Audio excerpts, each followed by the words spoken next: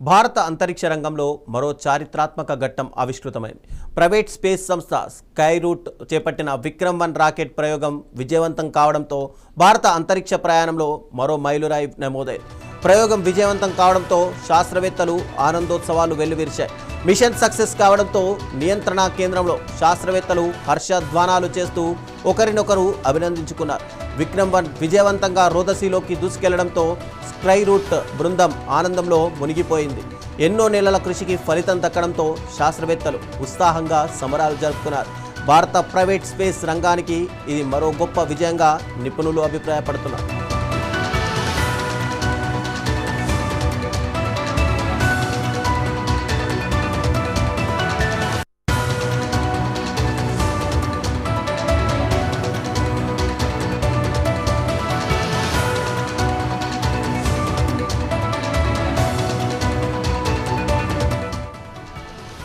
ఈ విజయంపై ప్రధానమంత్రి నరేంద్ర మోదీ ఫోన్ ద్వారా స్కైరూట్ శాస్త్రవేత్తలను అభినందించారు.